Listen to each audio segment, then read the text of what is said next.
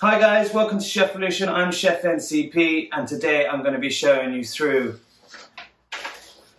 the Boeuf Bourguignon with luxury mashed potato. Now, I've tidied up the structure of these tutorials a bit, so just to follow in sync with the recipe, we're going to stick to the steps. So 1 to 6 steps, and I've done away with the prep section. So if there is any ingredients that I think you might need to be shown how to do, I'll create a short video. That'll be in the channel if you can't find it. There'll be a little link, hopefully, in the top left-hand corner throughout the videos where necessary. I had a major technical fault in step 2. Sorry for that, guys. So just pay attention to the recipe at step 2. And that should get you through. Just a reminder, guys, this tutorial is half recipe. You will have twice as much. Let's get this show on the road.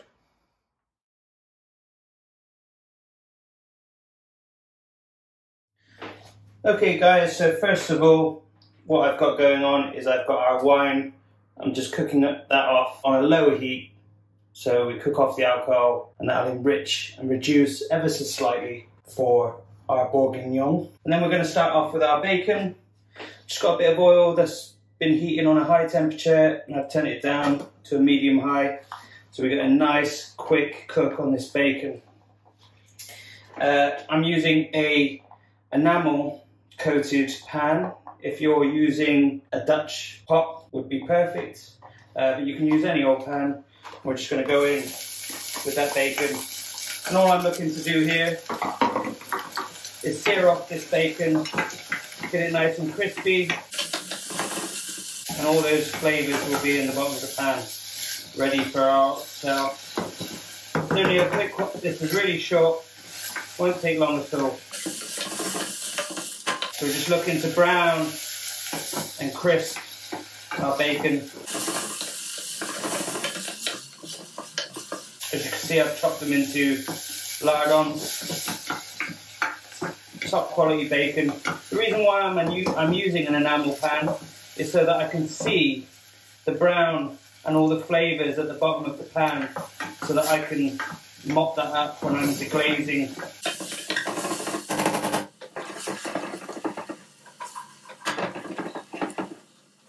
We do the bacon first, guys, because obviously that bacon fat and flavour is going to flavour our oxtail, and this is going to base our dish. All that flavour is going to be in there. Right, that's done. Really, really quick, guys. Didn't take long at all. And just strain that off. We'll reserve that bacon fat. So I haven't seasoned my oxtail straight away. Reason for that is the longer it sits in salt, that will have its own cook factor. So season quite heavily, because I'm not going to use loads of salt throughout the dish. I'm going to let that salt be the natural flavour of the dish. As the dish cooks in the oven, it will intensify. So I've got a nice coating of salt, say 2 large pinches, and then we've got some pepper all over, coat all the surface areas. Lovely, beautiful. And then I'm going to bring the pan back over, wash my hands. So we're back on the heat. My wine is at a nice temperature now. I'm just going to turn that down ever so slightly. I don't want it to come up to the boil. I just want to cook off that, slowly cook off that alcohol. So now, what we got in the pan here, just going to use a small drizzle of that bacon fat. And another drizzle. Using neutral oil because I just want the flavour of this dish to come through, and also the oil stops that fat from burning. So we go in now, we're going to start to brown our oxtail.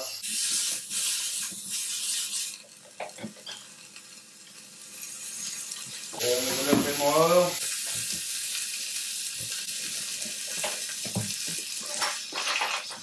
We're going to caramelise all the edges of this oxtail.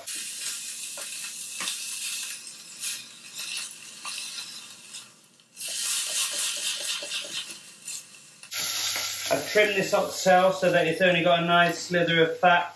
If your oxtail has any excess fat, we don't want to remove all the fat because that's extra flavour.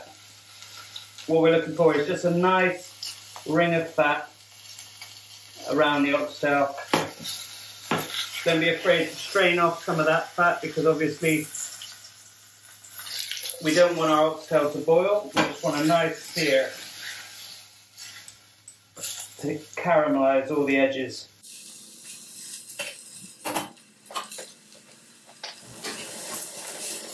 There we are, that's what we're looking for. Nice crisp edges. I'm going to do the bottom side. It's about smoking a bit, guys. Just turn the temperature down a little bit. I'm on electric, so it's a lot harder.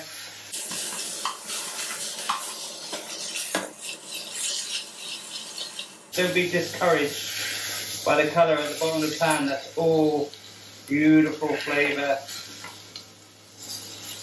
We're just browning those edges. That's all we need. Go in with a little bit more oil, just in case.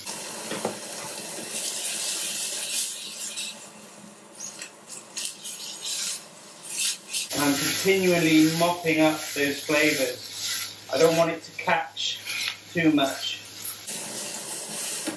And we're looking for a nice sear once again on all edges.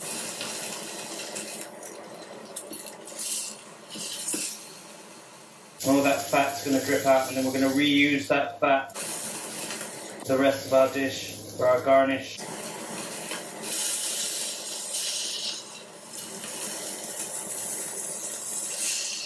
Want to completely render down that fat, all that flavour.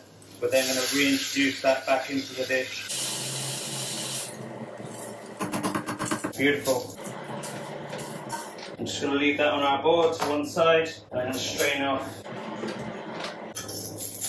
our fat. Back into the heat. We go in with our onions and our carrots with a little pinch of salt. That's going to help sweat down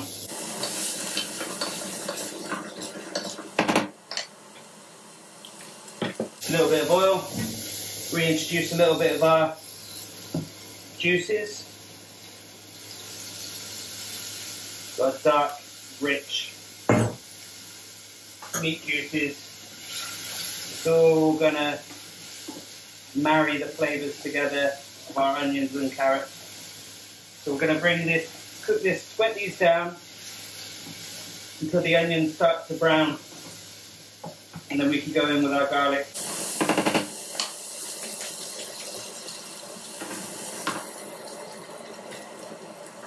If you look here, I've diced the onions into large chunks, and our carrots have been sliced into diamonds. If you want to know how to slice them into diamonds, I'll leave a little video for you to check on, and hopefully there'll be a link in the top left hand corner for you to click on how to do that. It's very, very simple. I'm just browning those onions. All I want to see is the brown on the onions. That way I know the onion flavour is intense. So I want a deep, rich flavour in our Bourguignon. So there's our bacon there, guys. Nice and crisp. If you haven't already, make sure your oven's preheated.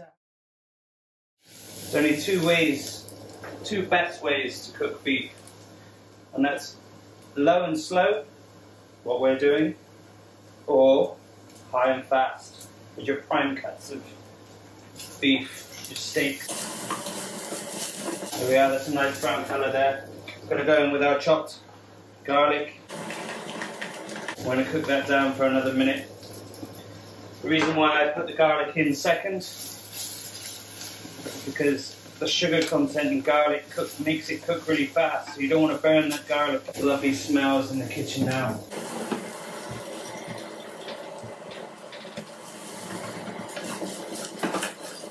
Perfect. Okay guys, I've had a massive technical error. nothing major's happened for step 2. I'm fully confident with the recipe written down before you. If you just follow that recipe, you'll be absolutely fine. What I've done is I've coated the mix, the onions and carrots and garlic, with flour. That's created a roux. And then I've deglazed the pan with our reduced red wine, added our oxtail back to the pan, filled and covered with boiling water, and then I've gone in with our bouquet garni. I've used an elastic band here. You can use a piece of string, or you can use a J-cloth.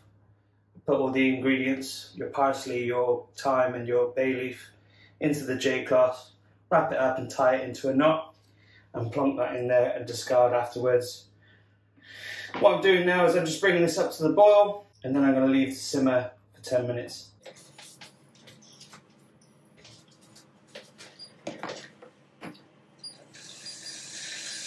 So once your bourguignon has come up to the boil, just turn it down to a medium heat and just leave it to simmer for 10 minutes. Beautiful. So my oxtail bourguignon has been simmering for about 10 minutes now. Just going to take this out, place this into our tray. If you've got a Dutch pot, guys, you can go straight into the oven with the Dutch pot. I'm just going to pour the contents over the top. And I'm going to keep this pan, it's full of flavour still, to one side for our garnish. Just have that nice and neat in the pan, like so. With the wine, guys, it doesn't have to be any particular wine. The French would say it needs to be like a Burgundy wine or something like that. But it's not hugely important, just a wine that you like to use. Basically, if you drink it, it's good.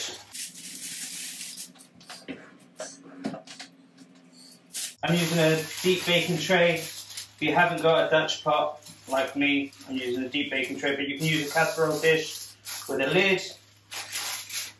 If you haven't got a lid, just make sure you've got a nice snug fit with the tin foil. And just make sure it's nice and tight. Here we are. We're going to go in to the oven now for about an hour, and I'll check it again in an hour. In the middle of the oven. I'm going to cook that down until the meat falls from the bone. So I'm just going to go in with our potatoes, cut them quite small. The smaller they are, the quicker they cook. Into a medium pan with a large pinch of salt. I'm going to cover those with boiling water and bring it up to the boil. I'm going to use a lid to bring it up to the boil because obviously once you put that lid on there, it retains all that heat inside and that speeds up the cook. Meanwhile, I'm going to go in with our cream and our milk, and I'm going to heat that on a low temperature gently. The reason I'm heating the milk and cream, guys, is so that when we make our mashed potatoes it doesn't split and we don't have this really grainy look where the butter and the milk and cream hasn't fully incorporated together. That way you have some really nice, smooth, luxurious mashed potatoes. Almost like a pomme puree. So I'm going to bring that up to the boil and then turn the temperature down ever so slightly to a medium heat and just leave them to simmer for about 25 minutes or until the potatoes are cooked. While I'm cooking our potatoes, I'm going to do a little bit of step 4. If you're feeling confident, feel free to give this a go. If not, start this after the mashed potatoes are complete. Basically, I've got some oil heating up in our cooking pan from our Bourguignon, all those reserved flavours in there. I'm going to go in with our mushrooms with a nice pinch of salt, and I'm going to cook those down. Again guys, it's no rush, I'm just showing off. Got loads of time for that oxtail to break down. Mushrooms can take quite a bit of oil, they're quite absorbent, so to prevent anything from burning, just add a little bit more oil, make sure it doesn't catch any of the residual flavours, because any of those residual flavours that are left in the pan, they burn, you're going to end up with some bitter flavours in there. Don't worry too much if it does, just you can deglaze the pan with a splash of water and that will help it on its way. Just going to cook these mushrooms down. All I've done is half them and they're going to shrink quite a lot.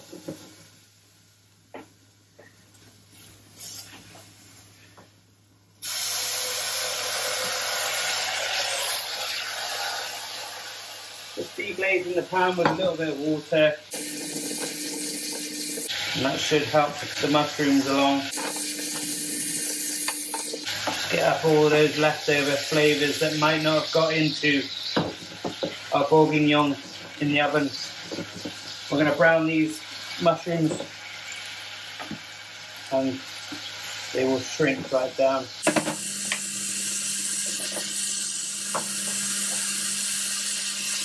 Just going to remind you again guys, this is the start.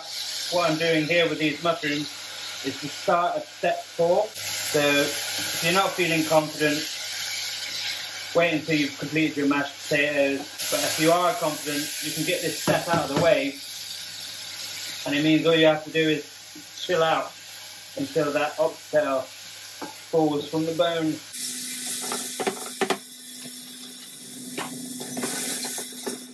A nice brown colour coming through.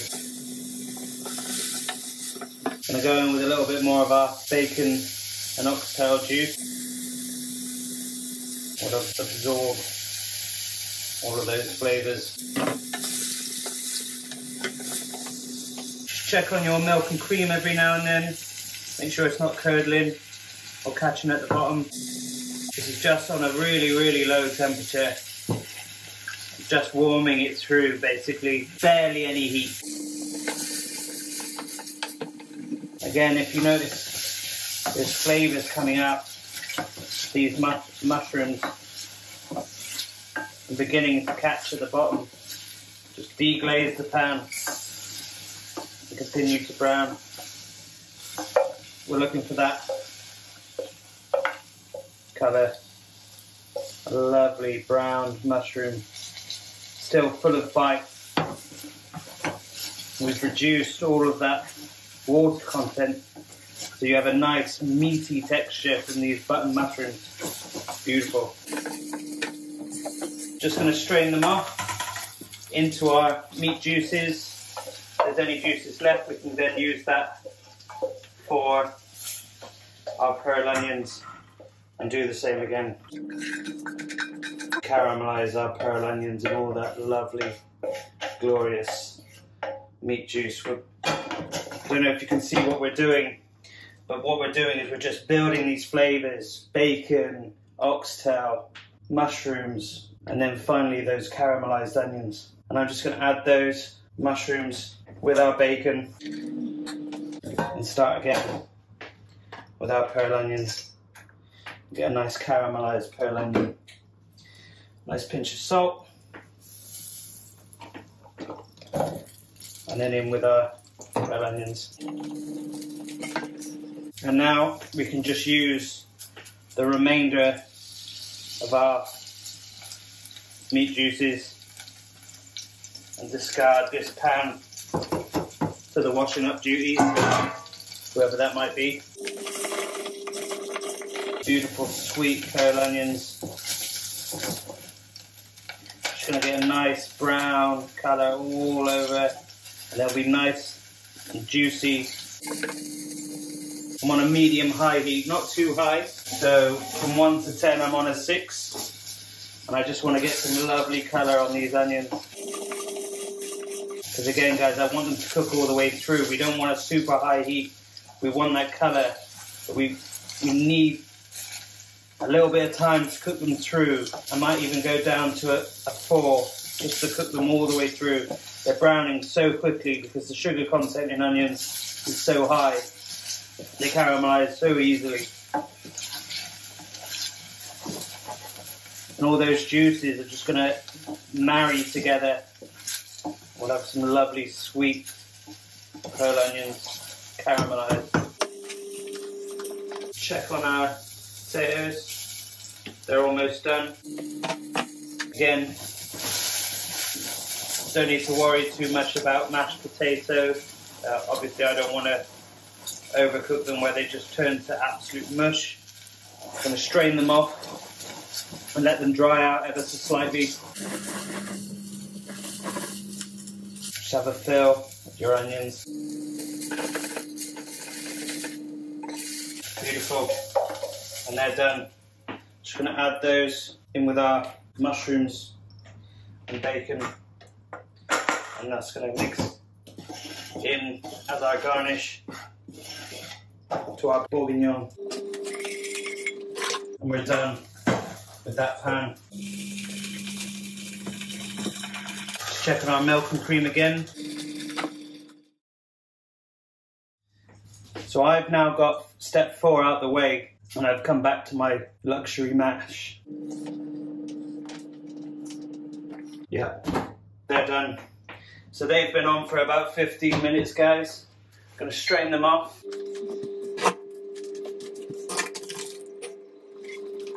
And just let those steam dry in the background and reduce all that water content. Because we've cut them so small, they are literally mashed just by me shaking them in the colander. So we're going to put our mash back into our pot. No heat at the moment, guys, still super hot. And we're just going to mash them into a nice, fine mash. So once you've got a nice normal mashed potato, we can then go in with our butter. Just do it bit by bit. We use a wooden spoon. So using the wooden spoon we used during the Bourguignon, just give it a quick rinse. That way we have a nice, clean, creamy looking mash. We're going to mix that in. Make sure you're using softened butter, not melted butter, just soft butter. And we're just going to incorporate that bit by bit. Pay attention to the salt content of your butter. I'm using a salted butter, so I'm not going to season my mash until the end. I just want to incorporate that butter bit by bit. Lovely, glossy, buttery mashed potato. Check on our milk and cream. Once that butter's fully incorporated, you can see there's absolutely no lumps. We can start going in with our milk and cream, just bit by bit. Again, because it's heated, that's going to prevent the mash from splitting. We'll have this lovely silky mashed potato. Look at that, guys. Beautiful. Luxurious, creamy mashed potato. Just going to have a little taste of that now. Look at that, it's just fluffy, beautiful. Needs a little pinch of salt. Remember, you can always add, but you can't take out. So just do, when you're seasoning to taste, always just a little bit at a time. Season, stir, taste. Season, stir, taste. When it's to your liking. Some people don't like as much salt, so you have to remember who you're cooking for. If you're cooking for someone who doesn't like copious amounts of salt, just bear that in mind.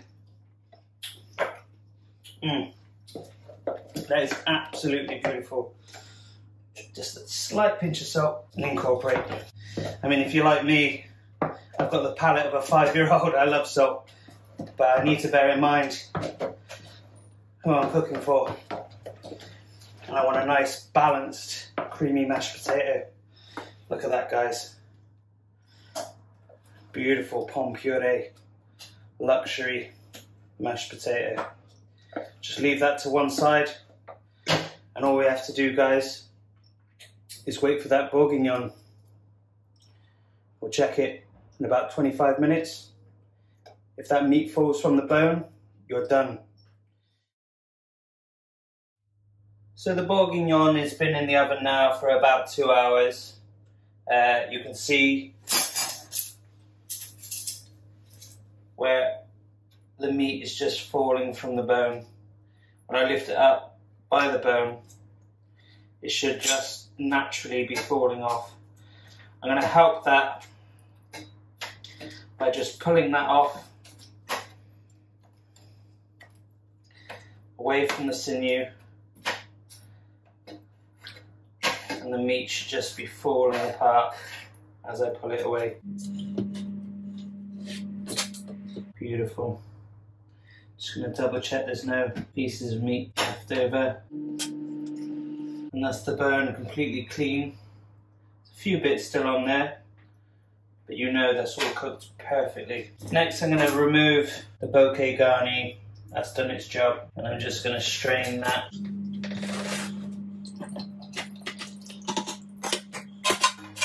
Into the pan. I'm just going to make sure all that sauce strains into the pan so I can reduce it. I'm going to break up the meat just a little bit and that'll bulk out the dish.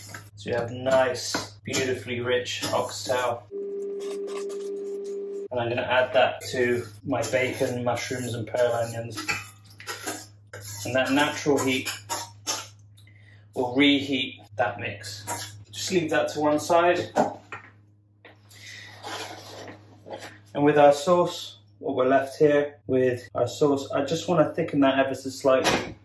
So I'm just going to reduce that. Because we've created a stock straight from the bone of the oxtail, it hasn't been reduced. So you need to reduce it ever so slightly. So just put it on a super high temperature, bring it up to the boil, and just reduce that down. Maybe by half. Should only take a few minutes, and that'll be nice and thick. And then we'll have our lovely bourguignon sauce. Starting to come up to the boil now. Just going to give it a little stir. Once that comes up to the boil, I'm just going to turn the temperature down ever so slightly and just leave that to simmer while I reheat our mashed potatoes. We need to be really delicate with our mashed potatoes because now that they're ready, there's a chance that they might catch when you're reheating, so you need to stir constantly. So this is going to come up to the boil. So we're up to a boil now. Just going to turn that down to a medium-high and just let that reduce in the background while we reheat our mashed potato. I'm going to reheat it on a medium heat to start with. If it starts catching, I'll turn it down, obviously. But the trick is with this is to just keep stirring, and then we build that heat within the pan.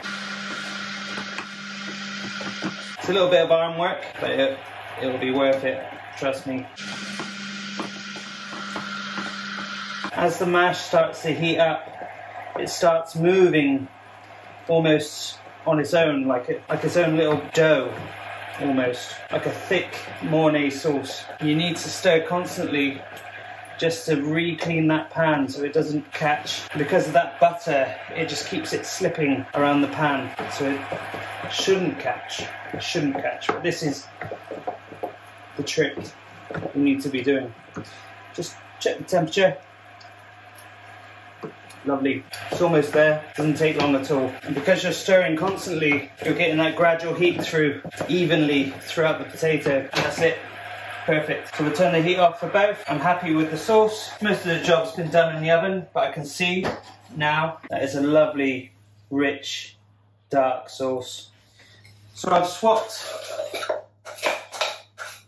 my wooden spoon for a serving spoon in the attempt to rocher this.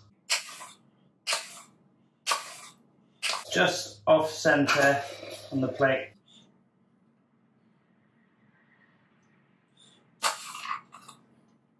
Lovely, creamy, buttery mash, full of flavour. And beside that, I'm going to take our oxtail mix with mushrooms and pearl onions, carrots, all of it. Nothing's going to waste on this one. Beautiful.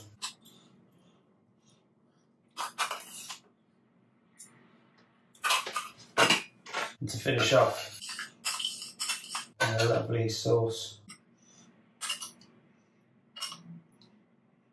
You can see it's just dripping through. Just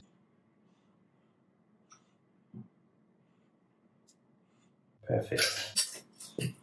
Just to finish off, chopped parsley.